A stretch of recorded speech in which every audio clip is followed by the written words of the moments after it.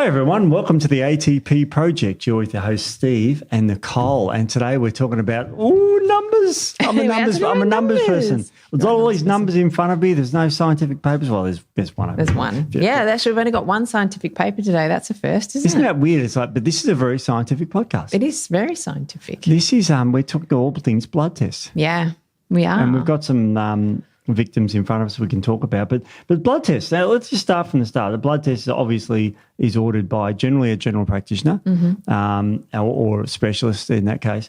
And they look for things, markers in your blood, which indicate your health. I'm just starting from the basics. Most people may know this. But from there, you can test thyroids, kidneys function, liver function, inflammation in the body, all sorts of nutrient deficiencies, all sorts of immune dysregulation, all sorts of markers for disease. Incredible, isn't it? It is incredible. And we thought we'd do this one today because, I mean, I do a lot of blood testing with my patients. Yep. But the things that you see on the bloods that you might not actually know could mean something else. Yes. So when we look at, as natural medicine practitioners, we look at bloods very differently to GPs. And so we're going to make it a bit of a distinction about why, and we're not going to be downing them at all because they're doing what they're supposed to do. Absolutely. And we do what we're supposed to do, and they're just two different things. Absolutely. So they're basically sort of looking at the black and white. We're looking more in the grey, working in the grey area. So they're only looking for disease state. So if they don't see disease state, if the markers are within the reference range, which we can talk about reference ranges, that's all they need to know about. Yeah. So and it's very interesting you say, because the training of a doctor, my father-in-law is a doctor. He trained in Sydney University, but his main training was in Sydney Base Hospital. Okay. Now, if you're in hospital, you've usually got something bad going on. So you look at markers for disease. Yeah. What we sort of look at is like, okay, well, we're into prevention of disease and we try and look at the intricacies. So you haven't got a frank deficiency of something, you've got sort of mild under-functioning something, and you fall in that gap. And I always use the thyroid to start with, and there's a massive range of TSH, which is thyroid-stimulating hormone, and if you're at the very, very top of it, you still pass, but it's like saying, how's little Johnny doing at school? Oh, he got a D-, and he passed then. That's passed, that's fine. Yeah. And you're nothing to worry about there. Don't bother about treating it. Yeah. That's kind of true, isn't it? That is true. Yeah, exactly. 100%. So that's exactly right. All they need to know is whether you have a disease that needs to be treated. And if you don't, if that doesn't show up on the bloods, then that's all they care about. Yep. So not all they care about, but you know what I mean? That's what they're working on. Whereas as I said, we work in that grey zone. So we want to try and prevent any disease progression or onset even. So if we can see markers in the blood and patterns, then we're going to address that. So that's why we look at the reference ranges a little bit differently. So classic scenario, I have clients come to me and, I always ask if they've got any recent blood tests to bring them along with them. And they said, I had them done not long ago. The doctor said they were all fine. And I said, well, bring them along anyway. We'll have a look. And, 8 out of 10 times I'll find things in them. And that's only not because the doctor's not doing his job. It's because we're looking at them very differently and we're looking at it from a different perspective. So preventative medicine, and then disease state medicine. So looking at treating disease. So we're not going to down the doctors at all. No, they do an important job. Yeah. The other thing is that we also got to recognise there's a lot of diseases that don't show up in blood tests. There is, yeah. Lots of them. Like depression may not show up there unless it's got an organic cause if you're depressed. If you get migraines, cluster headaches, they don't show up in blood tests. No. Because there's special blood tests that we don't do in Australia yet. So, there's, a lot of people, as you said, they, let's take those examples you did. They've just been to their doctor, they have blood tests, everything's fine, and you use those words, everything's fine. Yeah. If they're coming to see you, everything's not fine. That's right. Something's wrong. That's right. You know what it is? Something's wrong. Whatever it is, it's not, it's something is wrong. So your bloods don't tell you everything. And, our last podcast we recorded was on cholesterol, which is possibly one of the more common blood tests done. And a lot of, and even a staff worker yesterday who we were talking to just before the podcast knew his number for his cholesterol. Yeah. And it was remarkable. And most people do. And they say that's an indicator of whatever it is. Now, listen to our podcast if you haven't on that. That was a fascinating podcast. Well, it hasn't come out yet, but no. maybe by the time this comes out, it will have. It will have, yeah, absolutely. Yeah. So it's very interesting. So there's things we can look for, and there's things that I like to look for in blood tests, things that you like to look for in blood tests. But I know you've got some blood tests here. Where do you want to start? Well, I think that we should start with work our way back. So we could talk about reference ranges and how they came about. Yeah. We could talk about, before we even get into what some of the markers may mean that people might not realise that they mean, what influences tests, what you should be doing around tests, fasting, non-fasting, what you do that can impact a test negatively that you may not know when you go to get your bloods done. So if you get up and go do a workout and then go get bloods, that can impact the markers and cause false positives or false negatives. So we can go through all of that before we even get into it. Reference ranges, because that's got a like when you do a blood test, and I've got one in front of me, and it's very typical. You get a number, and after it's got like a reference range, and first number here. I'm just looking at this particular test, that where this person here is a male, who is overweight, BMI of 29, and the clinical notes is struggling to lose weight. So. One of the things that we're talking about here is thyroid, and you can see it's 15.1 for free T4. We'll explain all that in a sec. And it's 9 to 200. So it's right within the range. So you get these reference ranges. But where do these reference ranges come from? Yeah. So there's three different sort of sources of how reference ranges are brought about. So one of the ways is what they call in-house. Yep. So that's basically from the actual lab themselves. So they've taken a huge cohort of people and they've tested them all, and then they've worked out averages. Yeah. So that's basically coming from so people that are going to that lab clearly are not 100% well anyway. So what are those reference ranges really indicating? Are they indicating, a sick person or a well person? So that's one way. Another way is external, so published references. Yep. So they'll go on what they're looking at in the literature when they come up with their markers. So one of them, say, thyroid liver function test is one that can come from that source. And then decision limits. So this one is when a scientific consensus about cutoff values. So things like your C-reactive protein, things like that. So sometimes on a test you'll get it's less than 5. Like less than 6 or 5 for the CRP. Yeah. So that could well be 4.9 I know. or 0. Yeah. So that makes it a little bit harder. So can be a little bit grey zone as well. So there's sort of 3 different sort of areas as how you can get reference ranges. So, so then we sort of have to try extrapolate from all of those different ways that they've established these ranges, where our patients should sit in those depending on what they've come to us and presented with. Wow. So it's kind of not a matter of just looking at the test and reading the numbers. Yep. You've got to do a lot of mathematics in your head. You've got to take into consideration your client. You've got to take into consideration their presenting symptoms, and then sort of connect them to what's going on in the blood. So if you get, some random marker on the blood that doesn't correlate with what you're seeing in front of you, I'm not going to turn around and go, well, this is wrong, let's treat this. So we have to then sort of connect all the dots to get a good picture. So you're not just treating a number, you're treating the person. That's right. That's very important. Yeah. That's a really important point. Now, you mentioned CRP, it's called C-reactive protein. It's a protein released from the liver when it's acted upon by a cytokine called interleukin-6. Interleukin-6 is a non-specific inflammatory marker from the immune system. So when you get a cold or a flu, CRP goes up. Yep. When you got crippling arthritis like I had, CRP level, mine was in triple figures. Wow. Yeah, it went over 100. Because I remember the doctor saying if your ESR and CRP don't drop below 100, we're going to have to put you on steroids.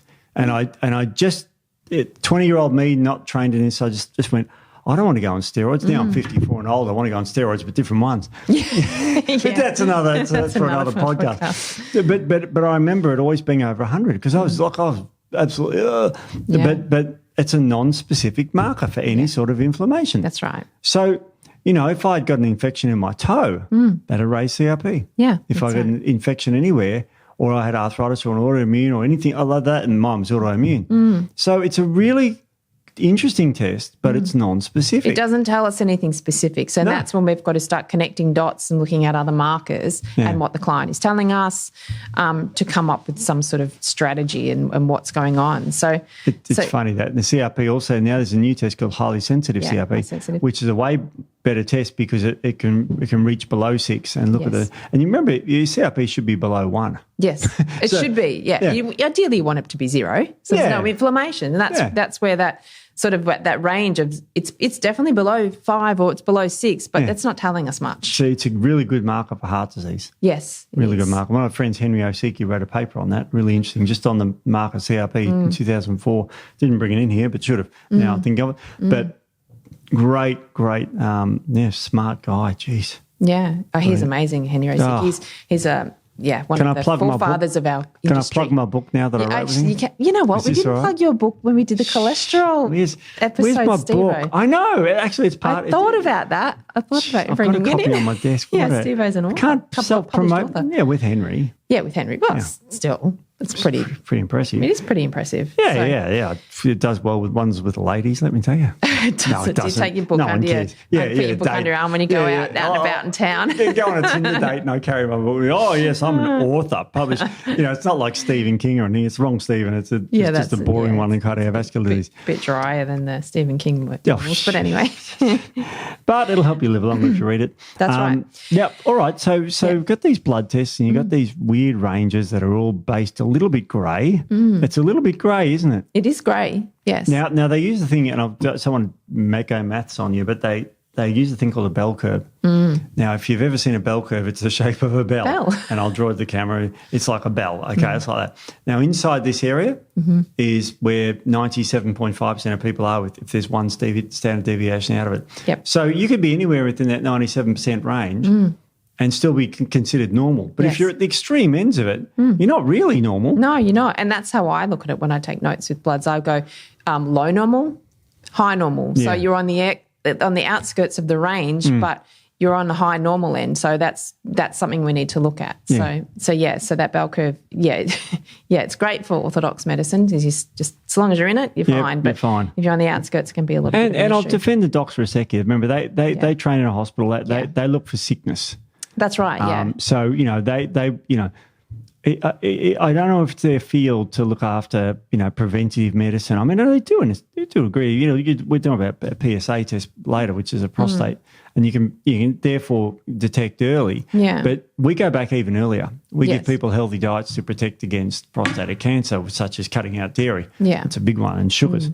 So we go beyond that beforehand. But you've got some interesting stuff here with the different ranges, and what sort of factors influence the pathology of the results? Yeah, so there's definitely a lot of things that can, as I said before, influence your results. Yeah. So generally when I talk to clients, I give them instructions or I send them instructions of actually what to do around the test. Yeah. Do they fast? Do they not fast? Do they exercise? Don't exercise? Yeah. Those sorts of things can have a significant impact. Time of the day. So if we're testing for particular markers, you want to be doing it at a particular time of the day.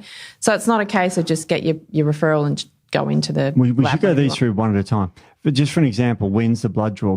Most lipids, like cholesterols and that sort of thing, you do fasting. Yes. First thing in the morning. Yeah. But if you're checking for EBV or Epstein-Barr virus, then you can test that any time of day. Yeah. So there's different tests for different times of day. Any amino acid-based test, so if you're testing for homocysteine, it's an amino acid complex, and not a real nice one either. You want that fasting. Yeah. Because, that's got amino acids in. Otherwise, you consume a bunch of amino acids, make homocysteine for a bit. And triglycerides. Yeah. If you just have big bread sandwich, your trigs will go up dramatically. That's right. It's called postprandial hyperlipidemia. Yeah. Which in some instances isn't a bad thing. No. If we're looking at something specific. Yep. So sometimes having something to eat and then getting your lipids done can show us. Time of day, that's interesting. Yeah, time of day. So if we're looking at things like, say, your cortisol, we want to get your AM cortisol. I do saliva cortisol primarily, but if we're doing blood, sometimes it's easy just to get a bit of a marker, a bit of an idea. So you want to do your AM cortisol because you want to see that's where it should be the highest of the day. So I usually say to people, first thing in the morning, get to the lab sort of within that hour of waking up, getting out of bed. But people might get it because I see, wide variety group of people that are quite fit. So they'll get up and do a workout and then go get their test done and their cortisol's through the roof. And I'm like, hang on a minute. This is not, you're super You're not stressed. stressed, are you? So, yeah. So there are things you need to take into consideration. TSH, that type of thing in the morning. So they're all, but pretty much I recommend everyone test in the morning because you want to make it easy as well. Yes. Test in the morning and fast because pretty much most markers are better taken fasted. They're more accurate. And then next time you do a test, you can do it at the same time. That's right. And also for guys like me who want to test, say, my hormones, testosterone, that spikes in the morning. Yeah. So you want to be there to get the optimal or the highest amount so as then you can intervene and do it later. Exactly. So very interesting. But so first thing in the morning, and you mentioned cortisol there. Yeah. It's interesting that cortisol drops to blood results in the evenings close to zero. Yeah.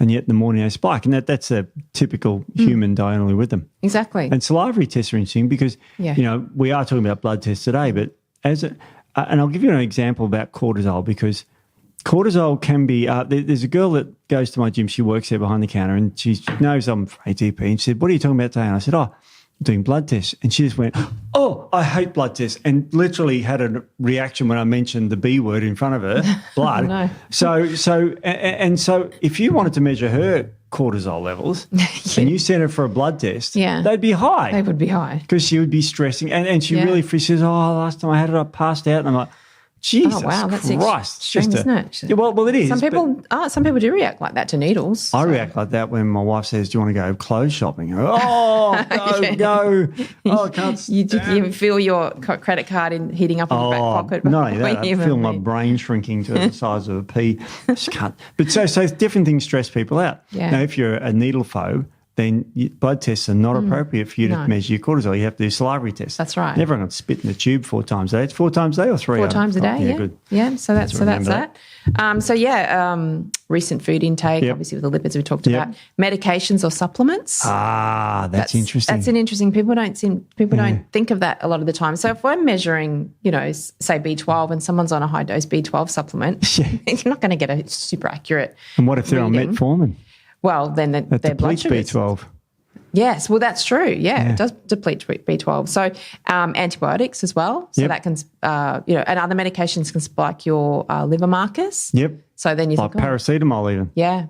Yeah. So, you might have woken up with a bit of a hangover that morning and you're going to get your liver tested because you're a bit of a heavy drinker and you pile up a gram of paracetamol, which is 2 tablets, and all of a sudden your liver enzymes rise. Yeah, that's right. Oh, yeah.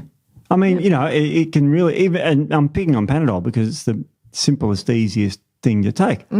Everyone takes it. So incredible. What else are there? What else?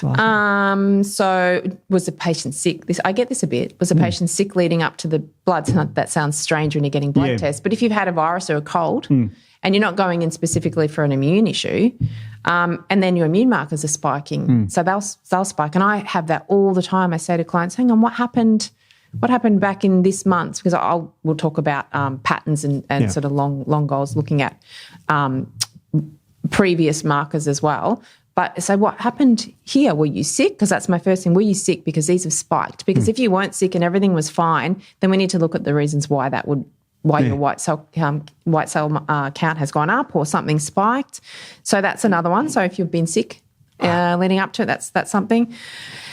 Also, we talk about time of the day, but when we're talking about hormones, particularly women's hormones, times of your cycle, time of the month. So you guys are all over the place. Yeah. You really are. That's right. So we need to capture different hormones at different times of the month. So typically day 14 you want LH and FSH when they spike. Yeah, that's right. This is if you've got a cycle. That's right. A lot of women don't. They're underage or overage. So, progesterone is, sort of that third week in, basically, day 21. I say day 19 to 21. Yeah. And then your estrogen sort of the first week of your cycle. Yeah. So that you kind of got to establish that as well. So it's not a matter. And a lot of times women will go in and get their hormones done through the doctor, and the doctors said, oh, no, they're actually fine, but you're looking at the wrong part of the cycle, so they're actually not fine. Yeah. When you're looking You've got bugger all progesterone on day 21. It's like, whatever. Yeah, that's right. Yeah. So that can that's something you need to take into consideration. And the reference ranges for the female hormones are astronomical. Oh, yeah, it's another one they're huge. It's like from 1 to 1 million. Yeah. I'm exaggerating for us. Yeah. But they're really, you know, and it just shows the variation between the same species. Yeah. You know, it's incredible. Yeah. And then you've got a very important test for women, of course, is also not just the female sex hormones, but testosterone. Yeah. And high androgens, DHA, and all this sort of stuff. Mm-hmm. And I hope that they're tested in women because I think they're under-tested because a lot of women... They don't generally test as a general rule. You have to ask specifically for them. Yeah. And we'll talk about the reasons why they may not do certain markers when you ask them as well. But that's not a standard. Standard for females, and I have to say now even female hormones are not standard anymore either. There is a bit of kickback with women getting their estrogen, progesterone checked. Yeah. I've had clients say to me their doctor won't test them because they don't need them tested. Yeah. So even that's a bit of a struggle, but definitely androgens for women, no. You'd have to ask for them specifically. Yeah, that's important. 1 in 7 women have polycystic ovarian syndrome, which is marketed by high androgens. Yeah. And if women don't know they've got high androgens, it can lead to depression and all sorts of terrible things, and defeminization and weight gain around the waist, hirsutism, which is facial hair, deeper voices, and lose femininity, which is a terrible form. It's very interesting. A couple of things there you talked about there, which I went, oh, that's interesting. And about, like, for example, you mentioned viruses. Now, a lot of people may not know this, but viruses increase the immune system. They do. Well, you would hope they do. Because if they don't, then you've got another problem. Trouble. Yeah. You know, you've got, when you see a panel of an immune panel, you've got leukocytes, neutrophils, eosinophils, basophils, and I can't remember the other field. So you get all these things, and some of them can be spiked, and some of them are spiked when you've got allergies too. Yeah, and we're going to talk all about that and what they mean. So what they can indicate that you may not think that they're indicating outside of sort of just your general immunity. Yep. So before we get into that, and this is I've got a little table here. Go through that. That's fascinating. Yeah. So this is basically talking about if you are instructed to do a fasting blood test and you haven't fasted adequately or enough. Yeah, that midnight snack. Yeah, the midnight snack. Yep. That can falsely increase a lot of your nutrients. So your bicarb, urea, creatinine, ALP, ALT, so your liver markers, white cell count, that can be falsely increased. Yep. And then things like bilirubin, zinc, your glomerular filtration rate. That's a kidney function test, and iron gap, they can actually be falsely decreased. Wow. So that shows the importance if you've been, if someone's asked you to do fasted testing, you probably try and do that. And when we're talking fasted, and that also comes into play, you don't want to over-fast either because then that can throw out some other markers. They really go for the 10-hour things, don't they? Yeah, 10 hours, 10 to 12, no more than 12, I would say, maximum of 12. So if you want to get up for 6 a.m. blood test at the local, which is what most people do, they're lined up out the front, try and eat the last thing is about 7 p.m. Yeah, that's right. Yeah, so excessive fasting, so that's when you're going, as I said, too long. Iron can be significantly impacted. So that will go up, and it can go up quite a lot. So I've had people that maybe fast 16 hours go, I fasted 16, 17 hours. Their iron, their ferritin things have gone through the roof, and their free iron have gone through the roof. So iron and free iron. So it would be the free iron that would go up, wouldn't it? Yeah, it goes up. Wow. So because your body thinks you're starving all of a sudden, and there's a disaster, we've got to put some iron in the blood. So that's really common, actually, and I see iron levels quite high, and I asked them how long they fasted, and they said, so that's one. Cortisol, obviously, is another one because it activates the stress response. Yep. Prolactin, it also can go up fairly significantly. Yeah, it can go up. Prolactin's an enemy hormone. That's one bad thing for men that get high, and women. Women don't want high prolactin either. Only when you're breastfeeding. No, it makes you feel really sad. Yeah. And, like the postpartum depression is largely related to prolactin. Yeah, it can cause anovulation, ovulatory cycles, things like that. So weight gain, all sorts of things. Impotence in men too. Impotence in men, yeah. Why are you pointing at me when you said that? I didn't. I didn't, Steve. Just looking at you because you're the only one in the room. There's one other person in the room. Exercise prior to collection, as I said, that can impact it as well. So it can impact your liver markers, your lactate dehydrogenase, urea, your T3. How does it affect my ear? I'm urea. joking. Well, urea. that's no, not my I'm ear, trying to not crack a my joke. ear either. No, it's your Just ear. urea.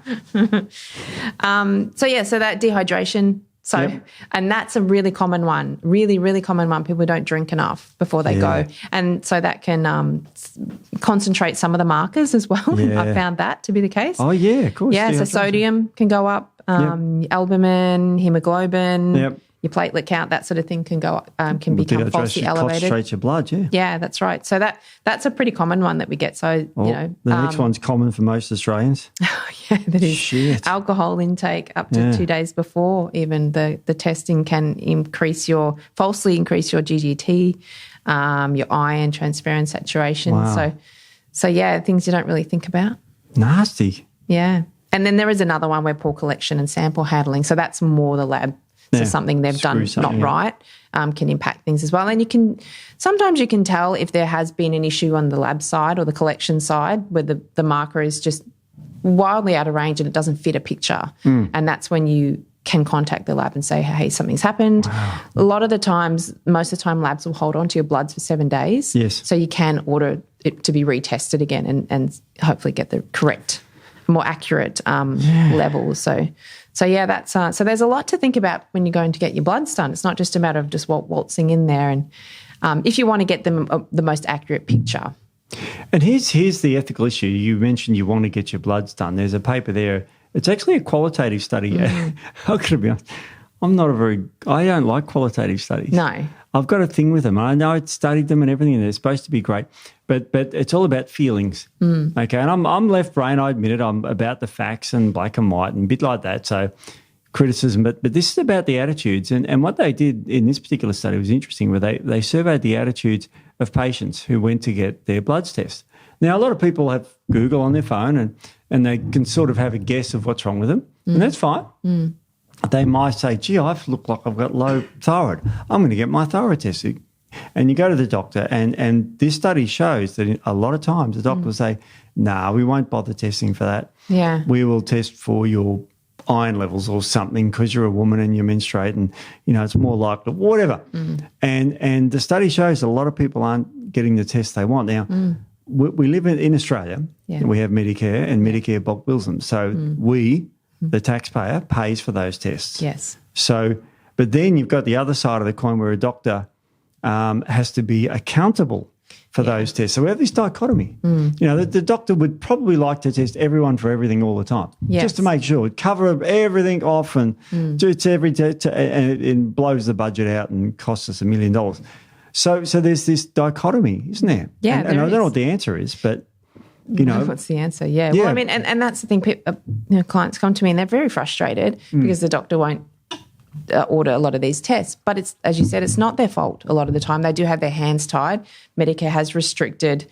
So Medicare allows a certain amount of tests to be bulk billed. Yes. And they're actually reducing it and reducing it. So each year it seems to be less and less that they'll actually budget. cover. Australia's broke, by the way. If you want to look up our books, we're broke. Yeah, that's right. We're in debt everywhere. If there's debt in the state and federal level. So the bureaucrats are going, hang on a second.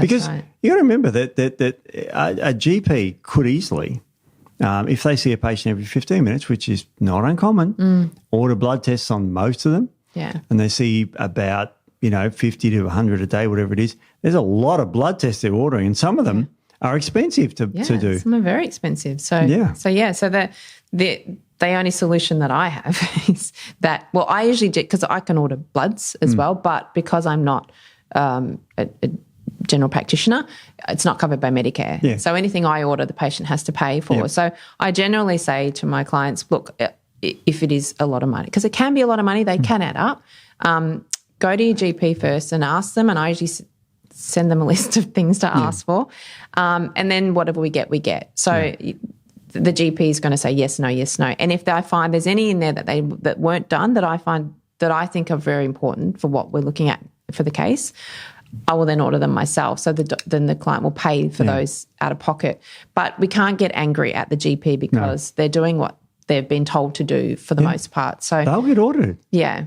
They'll be in trouble for overprescribing a certain drug or overprescribing I've got a friend, I won't mention whom, who does surgeries, And so all he prescribed was basically, because he was mainly a surgeon, was opioids. That's all because he did surgery and give them opioids because they're recovering, which is completely, by the way, that's we bag out opioids here, but that's exactly what they're for, short-term pain relief, no problem at all.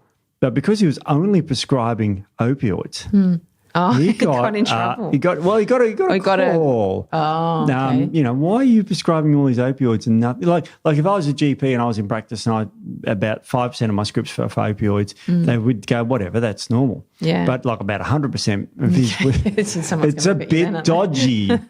But he is not the greatest friend of the authorities. So he gave him grief on the phone. He said, well, if I have do surgery, I won't give you any pain relief, I promise. So it was all ended pretty badly, but it was quite funny in a way. Oh, gee. But yeah, that's a funny story. I remember. But because they're checked upon.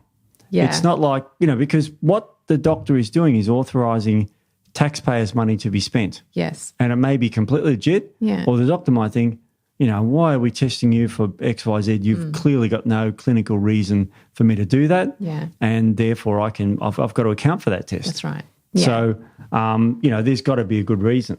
Yeah. So, that's right. but you mentioned the pain thing. So let's say, and this is what I do, and I go to the doctor and I'll ask for some blood tests, and the doctor will go, I say, look, just charge me for it. Yeah. And you can do that. Yeah. Yeah. So, I mean, I don't know, you may not have the money for that.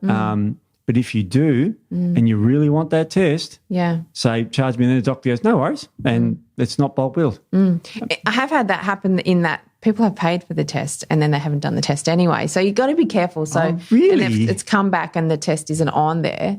And so I say to the client, did you order? They said, yes, I paid for it and everything. So then I get them to ring the lab and say, hey, I have paid for the test, follow up and get the test done. So they will then do the test. So you've got to be careful, make sure that they're actually going to do the test. So that's not an uncommon thing either. Yeah, but if you pay for a drink and you don't get it. Yeah.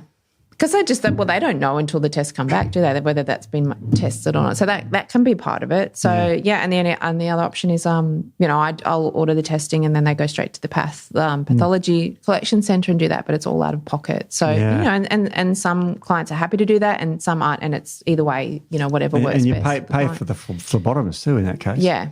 So that's why I liked it. But yeah, it's very tricky. But I mean, a lot of doctors won't give you, because a lot of people only go to the doctors and say, I'm going to make something out, but fatigued. And it's like, okay, so the doctor would screen therefore for, say, thyroid, iron levels, and maybe a few viruses or do a virus panel.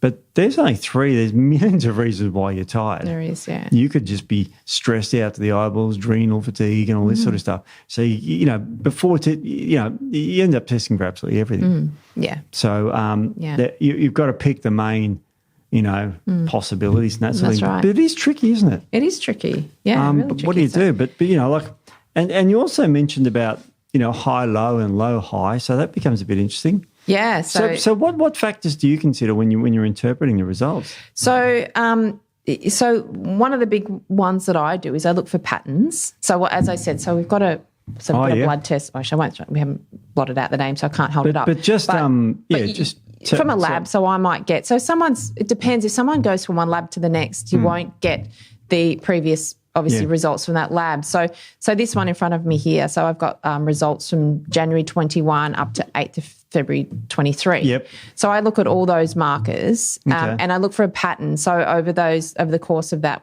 2 years, is there any spikes in particular markers? Is there something that doesn't look right? Is there a progression of something that looks like it's the markers are increasing or something's happening over that time? So that's something I will always look out for. I'll always question a marker that doesn't fit with what the patient has come to me for, and that's when I'll question, is there a false negative or a false positive? Is there something wrong with the collection? It just doesn't fit at all. So that's when we're saying don't treat the marker. So that's something I always take into consideration as well. And then on the bloods themselves, there's quite a lot of information if you're looking outside the actual markers that the pathology lab uses. So they'll always note whether it's, you fast or whether it's a random test, so whether you've eaten. So that's one of them. And something else I always look out for is the hemolysis index.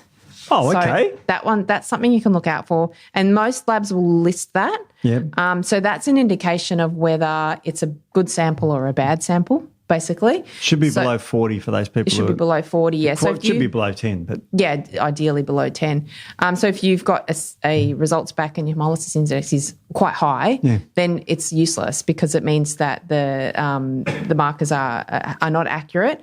So the red blood spells are sort of spilling into the blood. So it creates some very significant. So when you do a phlebotomy, you take the blood, you put it in a tube, and it's got a little stuff at the bottom which keeps it like, I think it's ethylene diamino tetraacetic acid. I was going to say that, Steve. That just keeps it, from. It's the same stuff you put in soap to make soap lavender up when you're in hard water. Too. Yeah.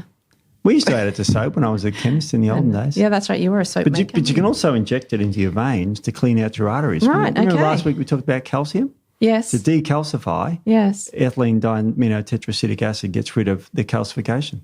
Okay. It's a interesting. I think it'd be the almost ideal way to do it, but I think there's probably done in better hospital. ways to do it. Wow. They do it in hospital to get rid of metals out of the body. Like if you get mercury poisoning, the well, in that instance, you're going to, you don't want mercury floating around in your system for too long, do you? But it also rip out all your minerals. So so don't do that. People at home, don't do that. If I don't think they'll do it at home. I don't think they'll be backing up to heavy but metal that's issues. interesting. So you've got this. So let's have a look at this blood test here. This is very interesting, the one you've got here. Yeah. This is a woman who's about 10 years older than me.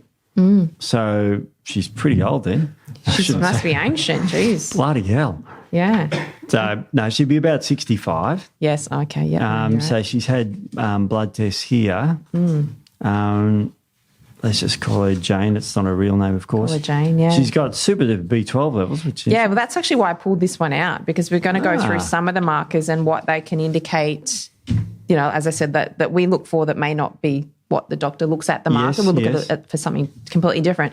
But I did pull this one out because her B12 levels were quite high. So 1,461. 360 or 380 is considered replete, and you should be above about 150. Yeah, that's right. So but hers is 1,000. 1,461. So the GPs looked at that and said, B12 is fine. Yeah. Like, don't take any supplements or anything. Your B12 is fine. But actually what's happening is she's B12 deficient.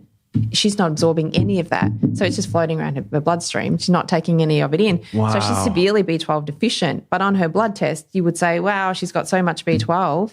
So it depends on how you look at it. Is she African-American by any stretch? She's not African-American, no. Because they're more prone for sickle cell anemia. No, she has quite a lot of pernicious anemia or... No, well, she has malabsorption issues, obviously. She has, obviously, MTHFR, which 50% of the population does. Yeah, methylation which issues. one of those? Look, I can't remember offhand. There's two of them. Got me on that. I can't remember what. Just for those that's called the methylene tetrahydrofolate reductase polymorphism, and there's 667 or 1296. So it's one of those two. It's one of those two. I can't remember which one.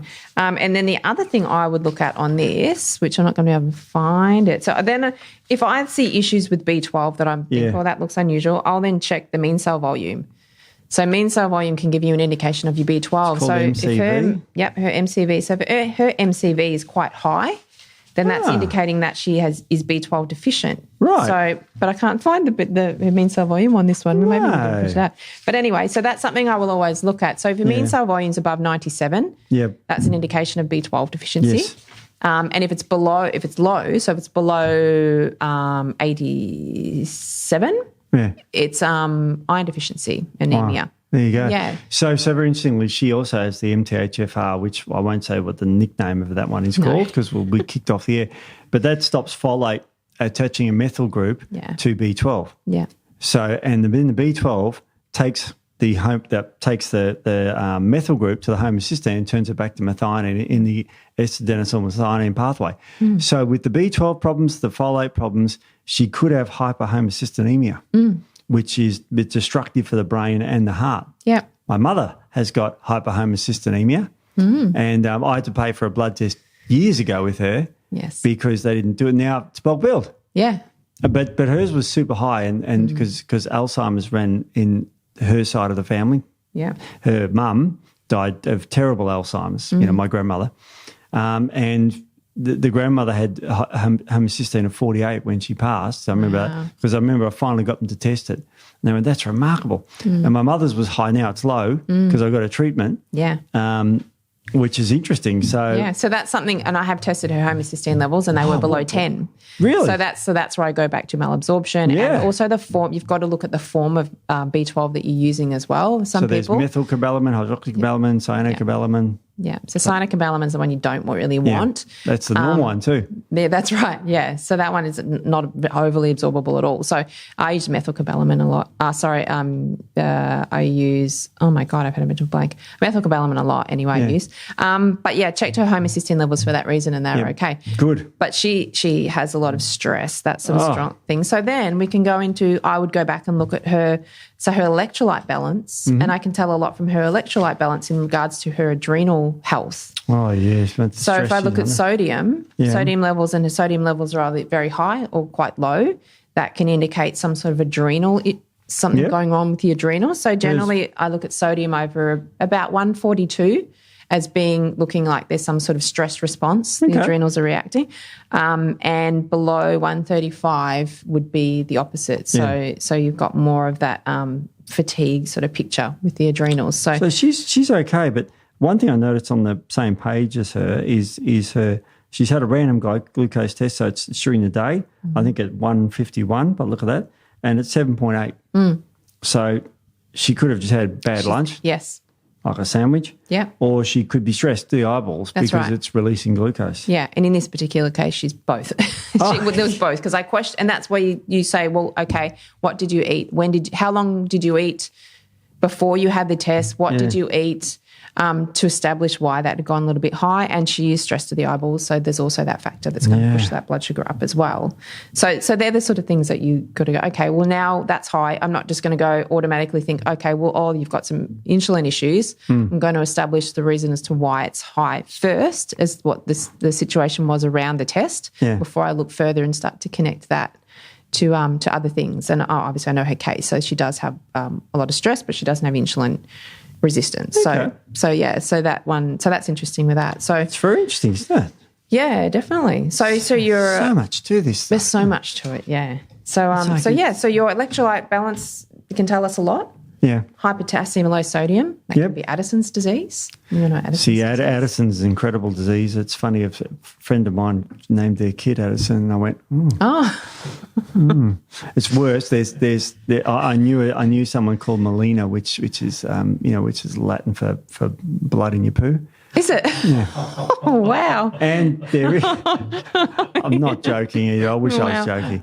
And then do they know that now? And you know Dick Johnson, the racing car driver? Yeah. He's got a son called Stephen Johnson. Okay? Okay. Now, there's a rare disease called Stephen Johnson syndrome. Oh, I didn't know that. Isn't that a classic? Oh, my mum's got a friend called Peter Rabbit. Peter what? Rabbit. Peter Rabbit? Now you're making shit up. I swear to God, I'm not making that up. Peter Rabbit? His parents must have hated him. His name's Peter Rabbit. Almost as bad as Teresa Green. Teresa Green. All right. Let's move into Simpsons territory. We can go on for days. Oh, Simpsons territory. I love that. Yeah, we can go on for days. That is funny. But, yeah.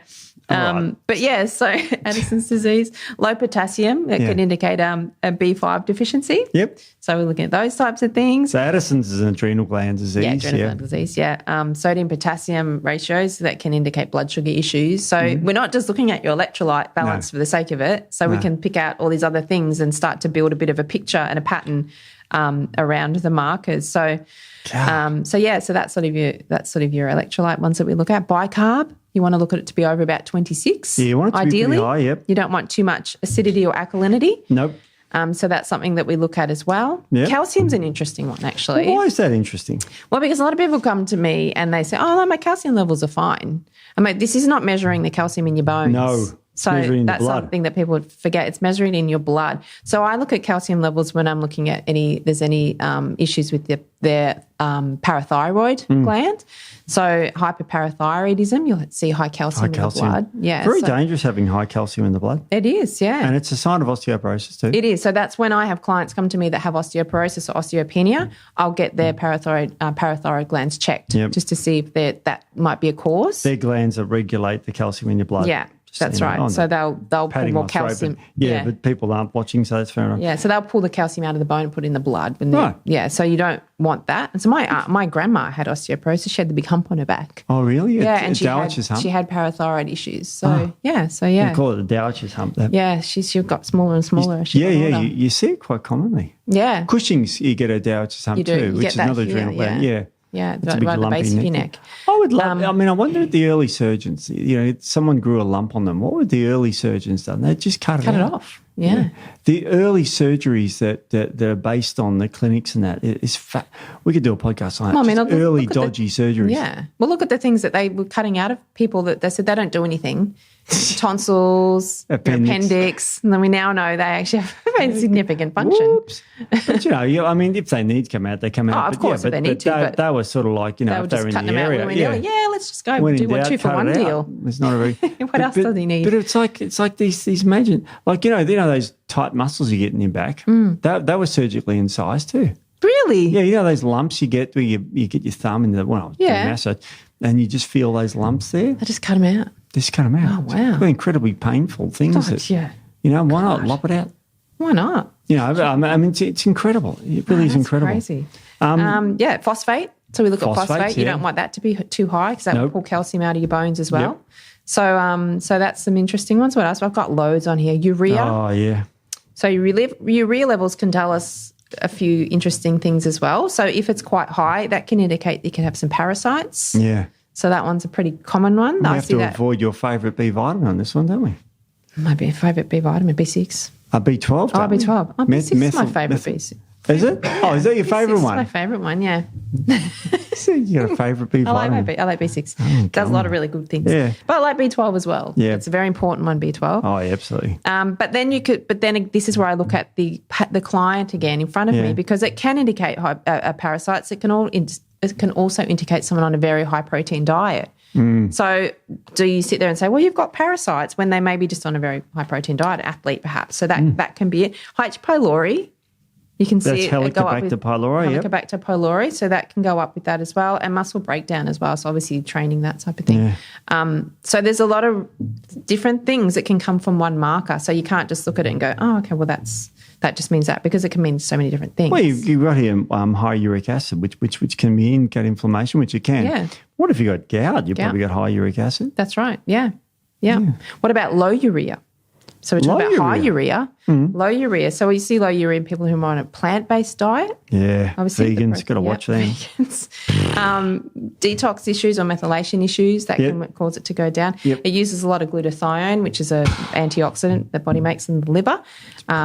So there's some things that we need to look at further than just one marker meaning one thing. Amazing, isn't it? Yeah, it is amazing. So we've got more. Where else? I can keep going. Pages of it. Oh, so the anion gap, we do look at the anion gap. That's for acidity and pH regulation? Yep, that's right. So you want that to be sort of between 8 and 12. So it's sort of outside those ranges. Again, you could be shifting more to acidic or alkalinity. So we want to make sure that they're in range. Yep.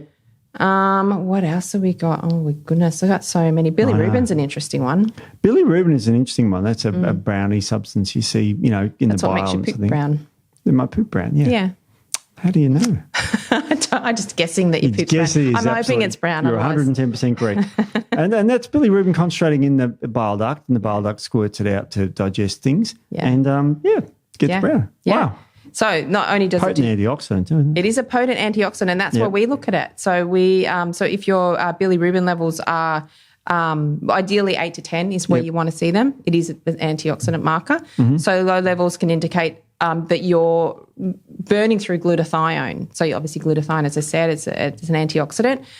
So that can indicate that you've got, say, some oxidative stress, some other issues. Smokers, it can be a little bit on the low side as well. So that oxidative stress, overtraining. So that can be one thing. So, and then bilirubin has some other functions, so thyroid as well. So it's involved in thyroid function as well, involved in the conversion from T4 to T3 bilirubin. Yeah, so we look at that with thyroid. Yeah. What else do we look at it for? Estrogen issues as well. So it's a risk for heart disease. So the menopause, so low estrogen, you can see your bilirubin drop sometimes there as well. Wow. So bilirubin can tell us quite a bit about your, antioxidant status, how much oxidative stress you have going on in your body. So if it's quite depleted, you'll see it drop down. And interestingly, I see it when I treat clients, and you watch it go down and start to come up when we start to work on that oxidative stress and that type of thing. You'll see it come up. So nice. It's a way to measure how well treatments are going as well, looking at these markers. It's great. Yeah, it's really cool. And if you've got Gilbert syndrome or something, you've got Gilbert syndrome, stuff all bilirubin. Yeah, you don't have much bilirubin. Yeah, they can have issues, mental health issues, gut issues. Yeah, jeez, that's a shocker. It is a shocker. So yeah. God, you got any others? I can keep going, God. I can keep going. We could pick some of the more common ones. Like what are some of the real ones? Like I'm just going to jump a few here and go to iron. Yeah. Okay, ferritin is stored iron in the body. And you want it to be around 100. The range is 30 to 300. And I see people that are 32 and they're fine. Yes. It's like, come on. Yeah. At least intervene by saying have a couple more steaks a week, or something like that. But it's not amazing. Yeah, 30. I've seen people walking around with a ferritin level of 7 and they've felt fine. Yes. So, and other people that have it at 40 and they feel horrendous. Horrendous, yeah. So, again, it comes back to that. Iron, for those people don't know, most do, it makes red blood cells. Red blood cells carry oxygen. Without oxygen, you haven't got energy. No, that's right. So, ferritin level is very important. And but we don't just look at one iron marker. We look at the full iron panel because you can't just extrapolate one marker and say, well, that's fine, so everything is fine. It's not. Sometimes they look at free iron, total iron, and that's fine, but that's pulling it from your ferritin stores. Yeah. So your ferritin could be low. But there's other reasons that your ferritin could be low or high outside of, your iron status. Yeah. One of them is bacteria. So if you've got a bacterial infection, it's because it can either go high or low. So initially it can go low because bacteria love iron. They love to feed on iron, so they will eat all your iron. So then your body will sequester all your iron away and store it as your ferritin, as your stored iron, to protect your body, protect it from the bacteria that are trying to eat it. So then it will go up. So there's that. If you have some malabsorption issues, so it might not be that I'll say to someone, okay, so what's your diet like? Are you plant-based? Are you eating, high iron-rich foods, red meat, that type of thing? And if they say, yeah, regularly, then I'd have to look at what's their absorption like, their digestion like. So they got hypochlorhydria, which is low stomach acid, and they're not absorbing that iron from their food. So there's a lot of things that we look at around these markers. So. I know, and one of my mates in Melbourne, he's got hemochromatosis, which means they can't regulate iron. They just absorb it all. Yeah, it builds up and up and up. Terrible for your liver and stuff. And, he has to watch what he eats. Yeah. He should watch what he eats. You listening, Pete? Be watching what he's eating. Goodness, yeah. So, that one's a quite... Yeah. So he's got to look after himself. He's as old as me, so you got to watch that sort of thing. We went to primary school together. Wow, yeah. So, bleeding as well. So bleeding ulcers and things, if he's got low iron, that's a consideration as well. That's a scary thing because let's say I've decided to, my arthritis days, I was taking 12 indomethacin a day. Yeah. My gut was ruined. Now, I was very fatigued then too. Now, I didn't put it till it was the disease making me fatigue, or was the fact that I was bleeding into my gut, not knowing about it, getting it sort of digested, losing blood out of my stool, having melena. Yeah. It actually could have been that. Yeah, and that's one thing in our profession. If there's ever any blood in the stool, it's straight to the doctor. Absolutely. Straight to the doctor and get it checked because you just don't know. You don't muck around with blood. Now you're too young, Nic, but every person over 50... I am too young. I'm not 50, Steve. I know. But when you reach 50 in about 27 years... 26 and a half, Yeah, that's right. Sorry, I just doing the maths in my head. You get your poop test every 2 years from the doc, and it comes out from the government. Yeah. And you've got to poop and test your poop every 2 years. So it's vitally important to do that because that's an early marker of cancer. It is, yes. Well, I do a lot of stool analysis, and that's, if there's blood in the stool, I get them to, and a lot of times it can be they have a hemorrhoid, but I will still get them to go to the GP to get it checked anyway because you don't muck around with that. No. So, so that could be a cause of low iron as well that you might need to look into. And then we look back to the gut, maybe if they've got, as I said, H. pylori, they could end up with an ulcer, and that could be bleeding ulcer. So we've got to trace it all back, follow the path back to the beginning to find out the reason why that could be that.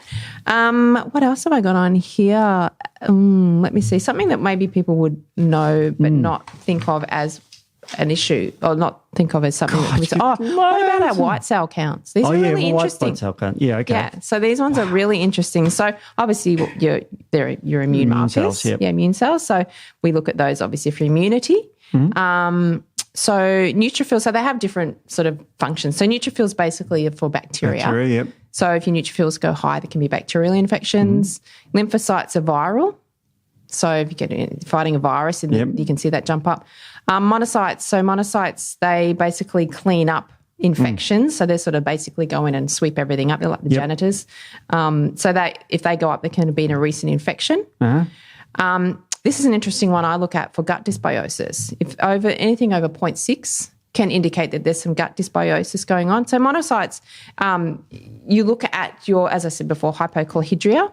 If there's any issues with hypochlorhydria, you can find monocytes can be involved in that as well. So we look to the gut with monocytes if they go up. And a lot of times I'll do bloods as a standard when I see somebody. Then if we go on to do further functional testing like stool analysis, things like that, I can see correlation what comes up in the stool, so what's going on in their gut with their monocyte levels. So pretty regularly their monocytes are elevated, there is gut dysbiosis. So, so white cell count. If you've got a lower white cell count as well, can be indicative of low zinc. So I had that for a long time. I had neutropenia for a long time. Did you? Yeah.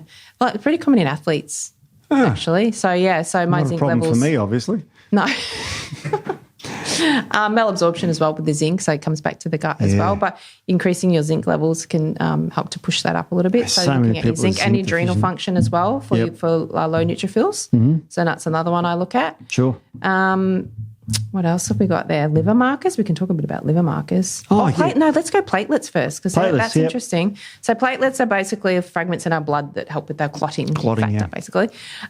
So they can go low for a lot of different reasons. So bone marrow suppression, viral infections, but they can also go high with some viral infections. Interestingly, the big C, when COVID was going around. Big C. Yeah, you've had big C. I've had it.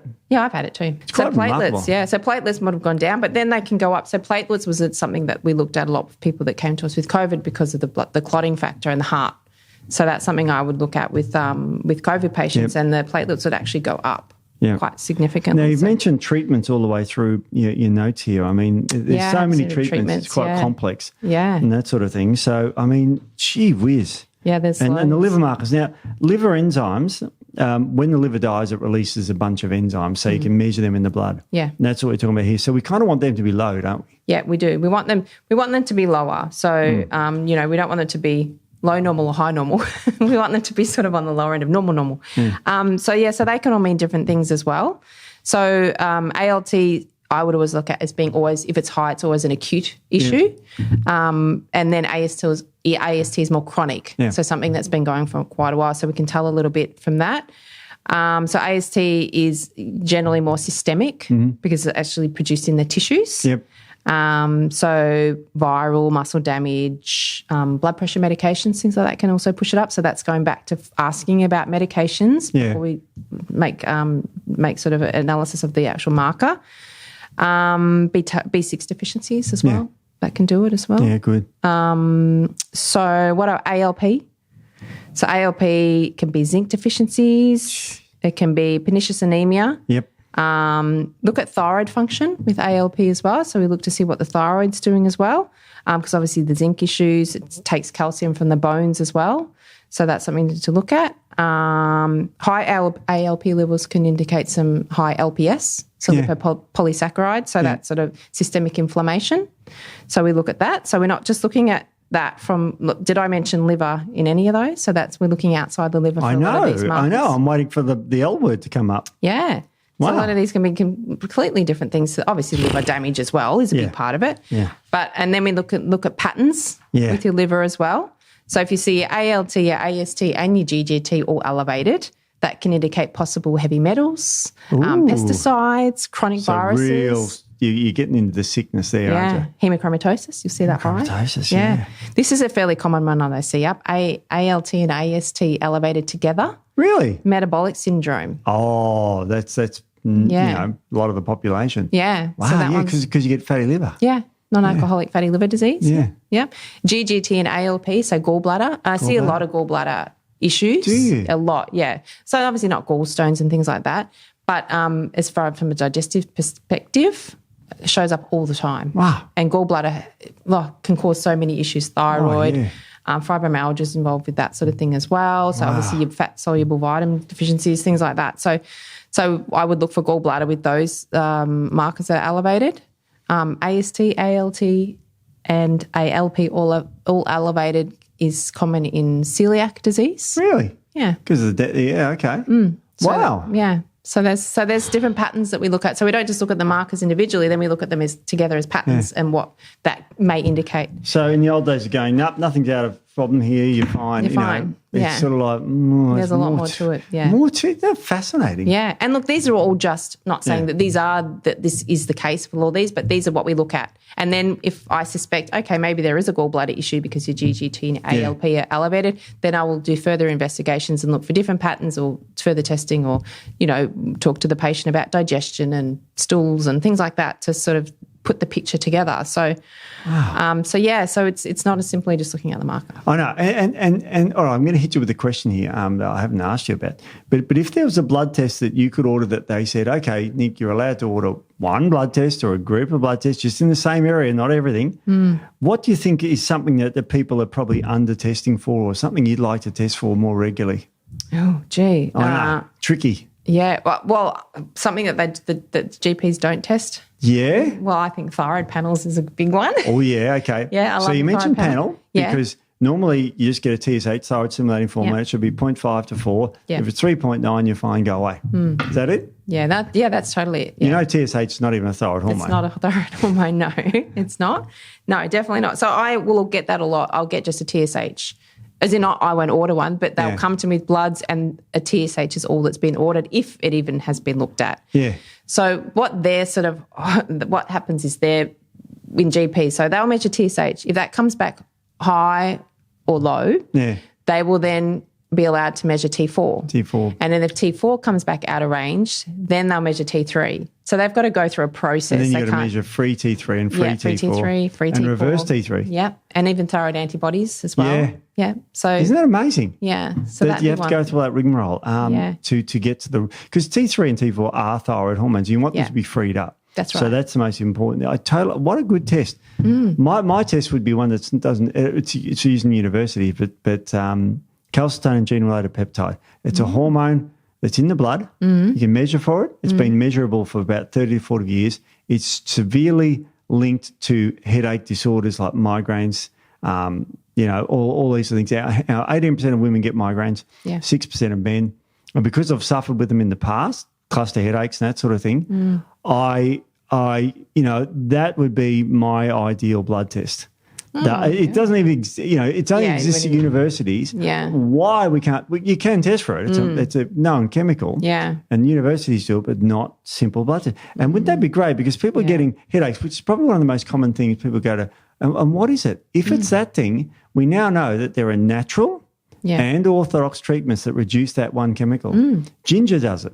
Yeah, ginger's and great butterbur. They're the two herbs that reduce that chemical. Yeah. So, imagine being able to really identify, because, people say they get headaches and you go, is that real headache? You can't, there's no blood test for a headache. No. It's just like you just have to look at them and believe them. Yeah.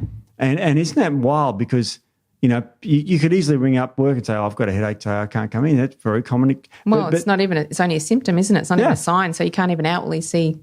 No. If I lost a limb, you'd see it. But if you've got a headache, it's a hidden disease. And I'd love to be able to test for that. Yeah, that'd be a good one. Homocysteine, although I did hear something today about homocysteine that I think it's becoming, I don't think it's been put on the list, but I think it might be going on the list. So the scheduled list to be able to be just a standard test. So homocysteine. My mother has had a heart attack. So I think it's a very important marker for multiple reasons, obviously homocysteine, methylation, all that sort of thing. So I think that'd be another really good one that we could get as a standard test. Standard test, yeah, absolutely. Screen the world. Imagine that, giving everyone a blood test once a year. Well, that's actually, I'm glad you mentioned that, because we should talk about how often should you get blood tests. We were going to talk about that. Yeah, some people, are sort of chronic blood test getters. So they get them a lot. Once a year. Yeah, once a year. So once a year is what I recommend to clients. Just it gives you keeps track of things, but you're not overdoing it. And in that, and sort of you can take 3 to 4 months for things to shift. So once a year I think is really good. Obviously, if you've got ongoing issues or you've got something that you're addressing, then you want to do more regular testing to see if things are shifting. But once a year, I usually recommend to my clients, if they come to me and they bring blood tests that are 3 years old, I say, look, it's probably not relevant at this point in time to where you're at now. So it doesn't tell me much. So within a year, though, I'll say, yeah, we can have a look at it and see. Unless it's genetic marker. Yeah, that's right. Like my HLA-B27. But, that won't change. You can test me every time and I'll be positive for that. It's ridiculous, yeah.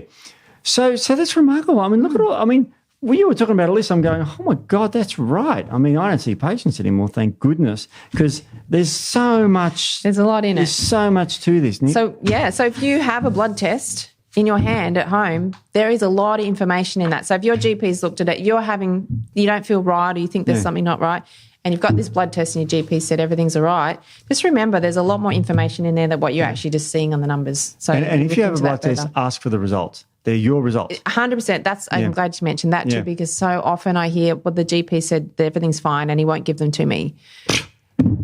Your results. Your results. So really? They're actually your property. Your Medicare swipey paid for that. Yeah, that's right. So you have every right to get them. And I say to people, obviously don't get up your doctor, but just email them politely and say, I would like a copy. If they refuse, say, you can go back and say they are my property. It happens a lot. They just won't. They won't. I don't know why they don't like to release them. I mean, a lot of times they won't release them unless you've gone back and seen them, and that's fair, I suppose, because they have to, go over the test with you. But once you've seen them and they've said everything's fine, you're within your rights to get a copy. So just, keep pushing for that if they won't give it to you, because you are allowed to get a copy. And I think it's a good idea anyway for your own records. Yeah. And if, something does happen down the track and you start to feel a bit unwell, then you've got them to bring to any practitioner that you see. So definitely get copies. What else can we talk about? I think that's pretty much, we've covered a lot. I think we were just trying to highlight what you can actually get out of a blood test. Amazing, and so don't take away from your GP if you feel like you're not 100% and they're saying everything's fine. Yep. Get someone to look at your bloods a little bit closer. Nic, and you're the best person for doing this. It's great. But look, this has been amazing. It really I mean, we're nerds, so we love all this sort of stuff. I love it all. And I'm going to get you a blood test because I'm already booked in. So next week it'll be fun. Oh, yes. We have to bring him in, Steve. I'll show you. I'm curious. Nothing. Yeah, every time that I have a friend or family member says they're getting bloods, I'm like, can you get a copy? I want to have a look. I love it. I do it from I'll probably have high urea. There you go. As a prediction. Oh, there you go. Put that to camera because of the type of protein that I eat. Yeah. And the exercise I do. So there's a guess. There you go. We'll see if you're right. I bet you I am. I reckon you would be. I wanted to be over 10 too. No, I can't. I'm not that good. No. All right. I'll bring him in. All right. Yeah, so hopefully that helps some people out there. And, let us know if you want more stuff like this or anything else you want us to talk about. Give us feedback. Let us know what you want to hear. All right. Well, we'll catch up with you guys next week. Yeah. Thanks, Steve. Thanks, Steve. See you next week. See you guys.